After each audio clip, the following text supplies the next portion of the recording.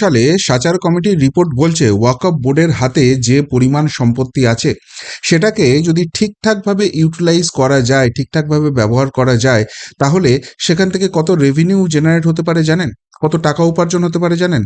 12,000 কোটি টাকা মিনিমাম প্রত্যেক বছর সেখান থেকে নাকি ইনকাম হতে পারে। আর বাস্তবিক যারা ওয়াকফ বোর্ডটা চালাচ্ছেন তারা কত টাকা জেনারেট করেছেন, কত টাকা সেখান থেকে উপার্জন করেছে হিসেব দেন জানেন? মাত্র 163 কোটি টাকা। কোথায় 12,000 কোটি টাকা আর কোথায় 163 কোটি টাকা। তার মানে মাঝখানে বাকি টাকাটা যেটা হচ্ছে কেউ বা কারা খেয়ে ফেলছে। এবং এটা 2006 সালের হিসেব। 2006-এর পর এটা 2025, প্রায় 20টা বছর চলে গেছে মাঝখানে। এবং ওয়াকফ সম্পত্তি 2006 সালে ছিল 4.9 লাখ, সেটা প্রায় দ্বিগুণ হয়ে গেছে। এখন সেই সম্পত্তির পরিমাণ হচ্ছে 8.7 লাখ। এবং এই 163 কোটি টাকা থেকে রেভিনিউ বেড়ে এখন ওয়াকফ বোর্ড কত সম্পত্তি থেকে উপার্জন দেখায় জানেন? মাত্র 166 কোটি টাকা। 3 কোটি টাকা মাত্র বৃদ্ধি হয়েছে 20 বছরে, যেখানে সম্পত্তির পরিমাণ দ্বিগুণ হয়ে গেছে, টাকার মূল্য বেড়ে গেছে। অর্থাৎ অ্যাকচুয়াল যেখানে রেভিনিউ জেনারেশন হওয়ার কথা ছিল 40 থেকে 50 হাজার কোটি টাকা প্রতি বছর, সেখানে ওয়াকফ বোর্ড দেখায় মাত্র 166 কোটি টাকা ইনকাম। কত বড় ঘাপলাবাজি চলছে বুঝতে পারছেন? আর সেই জন্যই এই ওয়াকফ বিলের সংশোধনের খুব বেশি করে দরকার হয়ে পড়েছে। আর সেই সংশোধনের জন্যই আজকে মাননীয় কেন্দ্রীয় যিনি সংখ্যালঘু উন্নয়ন মন্ত্রী রয়েছেন, সেই কিরেন রিজিজু, তিনি এই ওয়াকফ অ্যামেন্ডমেন্ট বিল নিয়ে আসছেন বা ওয়াকফ সংশোধনী বিল নিয়ে আসছেন। যে ওয়াকফ সংশোধনী বিল ঘিরে গত 1 বছর ধরে আমরা দেখলাম তুমুল একটা প্রতিবাদ, এবং কংগ্রেস থেকে শুরু করে তৃণমূল, বামেরা প্রত্যেকে একটা একটা হাওয়া, একটা ঝড় তোলার চেষ্টা করলেন যে এই নরেন্দ্র মোদী সরকার, এই বিজেপি সরকার, তারা এই দেশের মুসলিমদের বিরোধী, তাদের সর্বনাশ করে দিতে চায়। এই যে ওয়াকফ অ্যামেন্ডমেন্ট বিল আসছে তার মাধ্যমে এই মুসলিমদের সম্পত্তিই তারা নিয়ে নিতে চায়, সেই জন্যই এই অ্যামেন্ডমেন্টটা নিয়ে আসছে। কিন্তু বাস্তব চিত্র সম্পূর্ণ অন্য। কি মনে হচ্ছে গল্প গাথা বলছি? একদমই নয়। আজকে যখন মাননীয় কেন্দ্রীয় মন্ত্রী কিরেন রিজিজু তিনি এই বিলটা লোকসভায় পেশ করলেন, তখনই গোটা লোকসভার সামনে, সেখানে তৃণমূল ছিল, সেখানে সিপিএম ছিল না, বামেরা ছিল, কংগ্রেস ছিল, প্রত্যেকে ছিল, প্রত্যেক বিরোধীরা ছিল, তাদের মুখের উপর ডেটা ধরে এই তথ্য তিনি সামনে নিয়ে এলেন, এবং বিরোধীদের থোঁতা মুখ ভোঁতা হয়ে গেল। অর্থাৎ এই ওয়াকফ সংশোধনী বিল আটকাবার জন্য এই যে বিরোধীরা এত মরিয়া হয়ে গেছেন, তারা যে দেখানোর চেষ্টা করছেন তারা কত মুসলিম প্রেমী, তারা সংখ্যালঘুদের জন্য কত ভাবনা চিন্তা করেন, তার পিছনে একটা যে গোপন গভীর অভিসন্ধি রয়েছে, সেই ছবিটাই আজকে কিন্তু মাননীয় মন্ত্রী পরিষ্কার করে দিলেন। কি বলেছেন আজকে লোকসভায় দাঁড়িয়ে সেটা একবার শুনে নিন, তারপর আসছি তার বিস্তারিত ব্যাখ্যায়। एक चीज बार बार आप लोग कहते हैं, हमारे हमारे पक्ष के लोग हो या उस साइड के पक्ष के लोग हो या जो सदन से बाहर है, वो एक वक्तव्य देते रहते हैं। मैं उसको सुधारना चाहता हूं। ये कहते हैं कि हमारा देश में लैंड बैंक जो है वक्फ बोर्ड के पास 3rd लार्जेस्ट है। पहला रेलवे, इंडियन रेलवे, फिर इंडियन आर्मी, मतलब इंडियन डिफेंस का, और फिर कहता है वक्फ बोर्ड के पास जमीन है। मैं उसको सुधारना चाहता हूं। सर, आप भी तो ट्रेन में चलते हैं, हम लोग भी ट्रेन में चलते हैं। हजारों किलोमीटर ट्रेन का पटरी लगा हुआ है, स्टेशन बना हुआ है। वो ट्रेन का पटरी लगा हुआ है, वो रेलवे का प्रॉपर्टी थोड़ी है, ये तो देश का प्रॉपर्टी है। हम लोग सब चलते हैं उसमें। इसको आप कैसे लगा सकते हैं कि रेलवे के पास इतना है, वक्फ बोर्ड के पास इतना है? वो देश का प्रॉपर्टी है। हमारा डिफेंस के पास कहता है कि 2nd लार्जेस्ट है। डिफेंस के पास जो भी लैंड है, जहां ट्रेनिंग करता है, जहां वो रहता है, या बॉर्डर एरिया में जितना डिफेंस लैंड है, वो देश का रक्षा के लिए है। उसको आप कैसे वक्फ प्रॉपर्टी के साथ आप तुलना कर सकते हैं? वक्फ प्रॉपर्टी प्राइवेट प्रॉपर्टी होता है सर। तो इसलिए दुनिया में सबसे ज्यादा वक्फ प्रॉपर्टी हिंदुस्तान में है। सिर्फ हमारा देश में ही नहीं, दुनिया का सबसे बड़ा और सबसे ज्यादा वक्फ प्रॉपर्टी हिंदुस्तान में है। तो फिर ये क्यों है 60 साल तक आप सरकार में रहे हैं, हमारे देश में मुसलमान इतना गरीब क्यों है? जब दुनिया का सबसे ज्यादा वक्फ प्रॉपर्टी हमारा देश में है, तो हमारा गरीब मुसलमानों का पढ़ाई के लिए, मेडिकल ट्रीटमेंट के लिए, स्किलिंग के लिए, इनकम जनरेशन के लिए क्यों काम नहीं हुआ आज तक? बताइए। ये दुनिया का सबसे बड़ा वक्फ हिंदुस्तान में है, तो उस प्रॉपर्टी से गरीबों का उत्थान के लिए, लोगों का भला के लिए अगर ये सरकार नरेंद्र मोदी जी के नेतृत्व में गरीब मुसलमानों के लिए काम कर रहा है, तो इसमें आपत्ति क्यों होना चाहिए, आप लोग बताइए।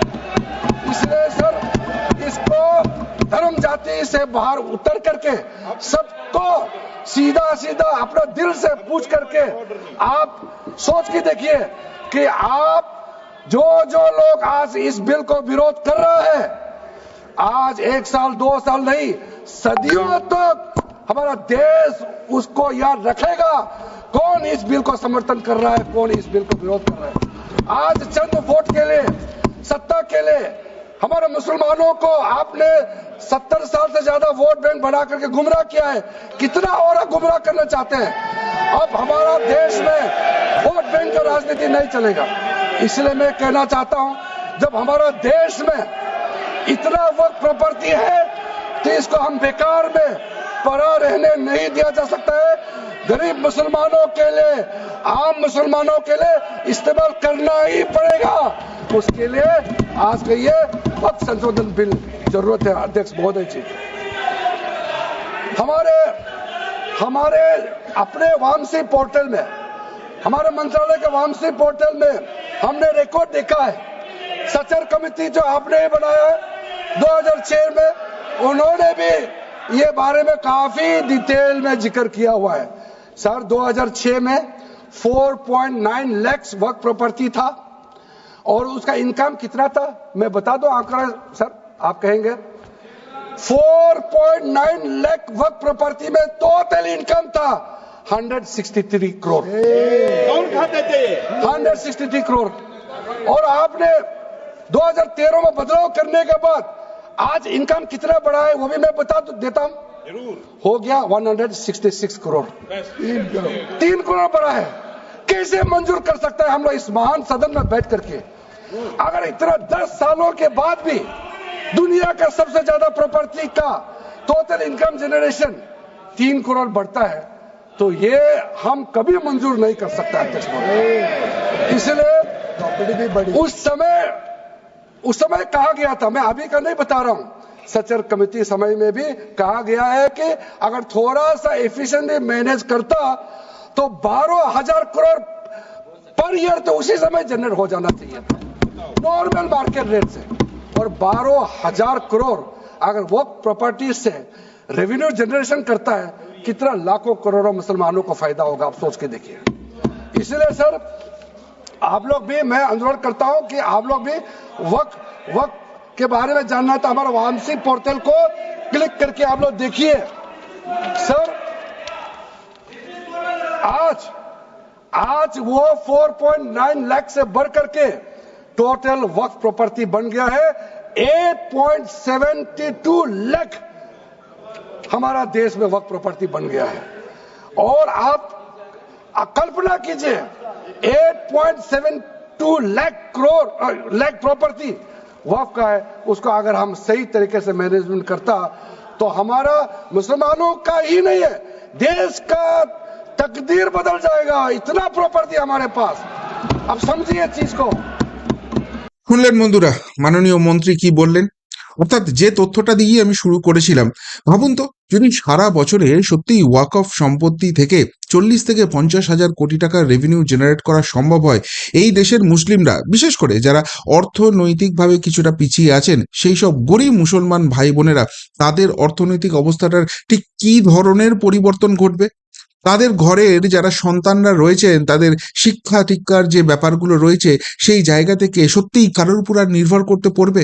তাদের যদি স্বাধীনভাবে কিছু করতে হয়, সেটা ব্যবসা হোক বা অন্যান্য কিছু করতে হোক, তাদের যদি চাকরি করার ক্ষেত্রে স্কিল ডেভেলপমেন্টের দরকার হয়, কারোর কোনো মুখাপেক্ষী হতে হবে। এই ওয়াকফ বোর্ডের যে সম্পত্তিটা আছে, সেই জায়গা থেকেই যে রেভিনিউটা জেনারেশন হবে, সেখান থেকেই কিন্তু তারা একদম স্বয়ং সম্পূর্ণভাবে এই জায়গাটা করতে পারেন। আর ওয়াকফ বোর্ডটা তো তৈরিই হয়েছিল সেই জন্য যে এই দেশের যারা প্রান্তিক মুসলিম রয়েছেন, তাদের যাতে কোনো রকম অর্থনৈতিক অসুবিধা না হয়, সেই জন্য এই যে ওয়াকফ বোর্ডের সম্পত্তিটা হবে, সেই সম্পত্তিটা থেকে এই রেভিনিউটা জেনারেট করা হবে। অনেক মুসলিম মহিলা রয়েছেন যারা বিধবা হয়ে গেছেন, যাদের পরিবারে আর কেউ নেই, তাদের আর্থিক অবস্থা রীতিমতো সঙ্গীন হয়ে গেছে, সরকার যেটুকুনি ভাতা দেয় তাদের তাতে কোনো রকমে চলে। কিন্তু যদি সত্যি বছরেই 166 কোটি টাকার বদলে 40 থেকে 50 হাজার কোটি টাকা সরকার সেখান থেকে বা ওয়াকফ বোর্ড সেখান থেকে রেভিনিউটা জেনারেট করতে পারে এবং সেটা ওই মানুষগুলোর কাছে পৌঁছয়, তাদের জীবনযাত্রাটা কতখানি পরিবর্তিত হবে। ঠিক এই জায়গাটাই করতে চাইছেন।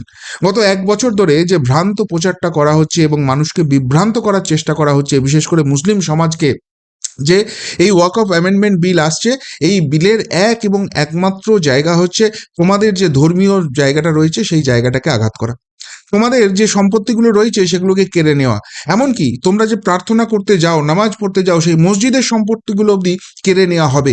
এই বিভ্রান্তিমূলক প্রচার কিন্তু করা হচ্ছে, যেখানে আজকে মাননীয় মন্ত্রী কিরণ রিজিজু তিনি কিন্তু পরিষ্কারভাবে স্পষ্ট ভাষায় জানিয়ে দিলেন যে ওয়াকফ বোর্ডের যেসব সম্পত্তি রয়েছে সেই সম্পত্তিগুলোর মধ্যে যেগুলো নিয়ে কোনো রকম কোনো বিতর্ক নেই, একদম পরিষ্কারভাবেই ওয়াকফ বোর্ডের সম্পত্তি, সেই সম্পত্তি থেকে কেউ কোনো রকম হাত দেবে না।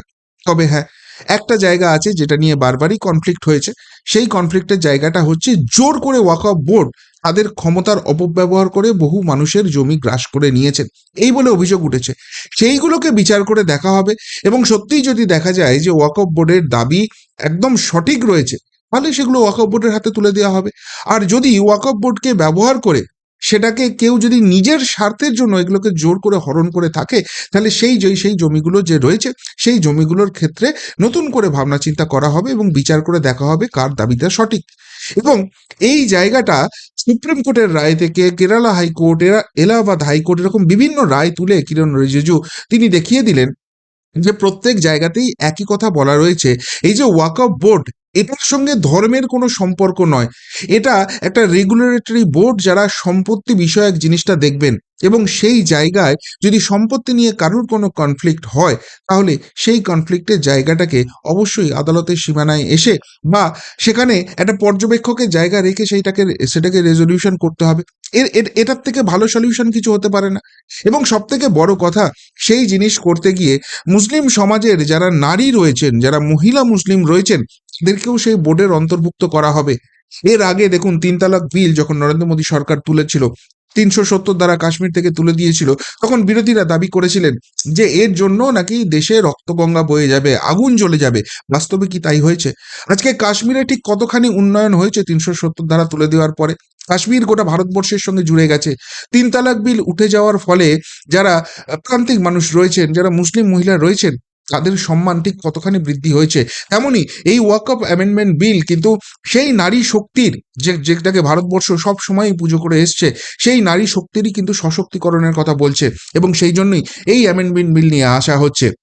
আর সেই জায়গাটা কিন্তু তথ্য প্রমাণ দিয়ে একদম লোকসভায় অন রেকর্ড কিরণ রিজিজু নিয়ে এলেন এবং যখন তিনি এই কথাগুলো বলছেন, এই তথ্যগুলো দিচ্ছেন, তখন সেখানে কিন্তু সভা আলো করে বসে আছেন তৃণমূলের সাংসদরা, বসে আছেন কংগ্রেসের সাংসদরা, বাম সাংসদরা, বিরোধী সাংসদরা, কেউ কিন্তু সেটা নিয়ে ট্যাফু করতে পারছেন না। বরং যখন মন্ত্রী প্রশ্ন করছেন যে 166 কোটি টাকা হচ্ছে, সেটাই তো 40 থেকে 50 হাজার কোটি টাকা জেনারেট হতে পারত, তখন প্রশ্ন উঠছে মাঝখান থেকে কে খেলো টাকাটা? আজকে মুসলিম সমাজকেও কিন্তু ভাবতে হবে, সত্যিই তো তাদের হকের পাওনা 40 থেকে 50 হাজার কোটি টাকা, সেটা ভারতবর্ষের যে পরিমাণ মুসলিম রয়েছে তাদের মধ্যে যদি ডিস্ট্রিবিউট হয় প্রত্যেক বছরের হিসেবে, আগামী 5 বছরে তাদের অর্থনৈতিক অবস্থা কোথায় চলে যাবে, গত 70 বছরে কোথায় চলে যেতে পারতো।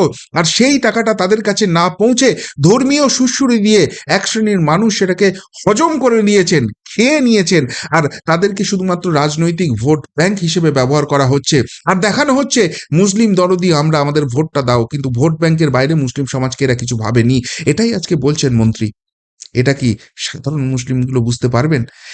এই দেশের যারা মুসলিম ভাই বোন রয়েছেন, যারা গরিব মানুষ রয়েছেন, তাদের উন্নয়নের কথা ভেবেই এই ওয়াকফ অ্যামেন্ডমেন্ট বিল আসছে এবং সেখানে এই মারাত্মক চেঞ্জ আসছে। এই যে ঘাপলাবাজির জায়গাটাই, খেয়ে নেওয়ার জায়গাটা, সেটা বন্ধ করা হচ্ছে বলেই কি বিরোধীদের গায়ে এত জ্বালা ধরছে? প্রশ্নটা কিন্তু আজকে উঠে গেল। কি বলবেন? এই নিয়ে যদি কিছু বলার থাকে অবশ্যই কমেন্ট বক্সে কমেন্ট করে জানান। এখনকার মতো এখানেই শেষ করলাম, ফেরত আসছি নতুন প্রতিবেদন নিয়ে খুব তাড়াতাড়ি। ভালো থাকবেন, সাথে থাকবেন, পাশে থাকবেন। নমস্কার।